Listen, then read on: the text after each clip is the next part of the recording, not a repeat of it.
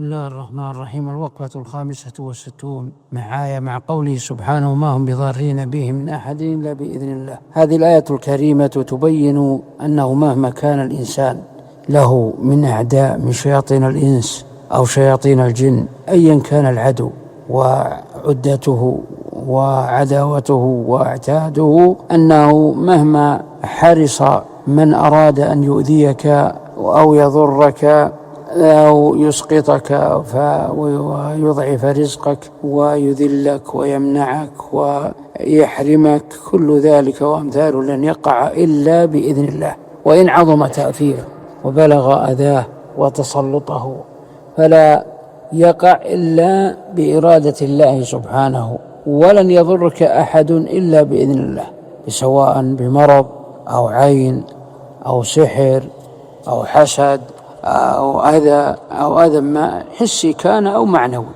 لن يقع إلا بإذن الله سبحانه. فمن تعلق بالله كفاه، ومن توقى بالله حماه، ومن توكل عليه تولاه.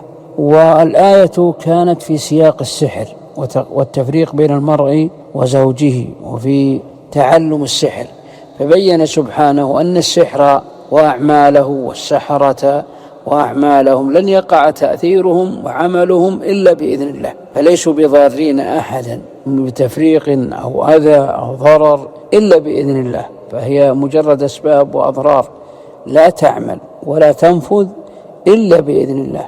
يا معشر الجن والإنس إن استطعتم أن تنفذوا من أقطار السماوات والأرض فانفذوا لا تنفذون إلا بسلطان. فالأمر كله لله من قبل ومن بعد. قل إن الأمر كله لله. وقال سبحانه: ولا له الخلق والأمر. وقال سبحانه: لله الأمر من قبل ومن بعد. وقال سبحانه: قل لن يصيبنا إلا ما كتب الله لنا.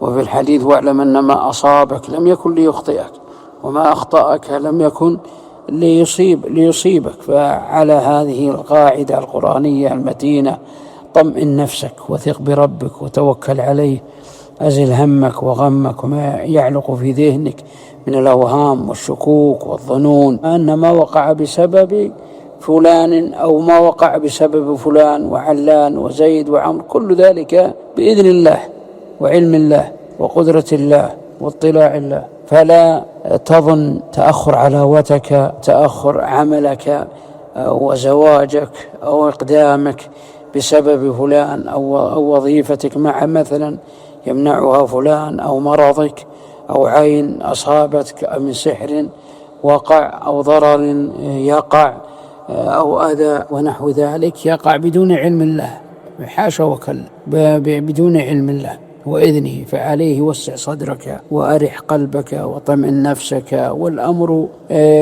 وآمن بربك، والأمر كله لله. وتوكل على الله، وتوكل على خالقك ورازقك ومدبر أمرك والمتصرف فيك في جميع أحوالك، واجعل شعارك: وما هم بضارين به من أحد إلا بإذن الله. وصلى الله وسلم على نبينا محمد.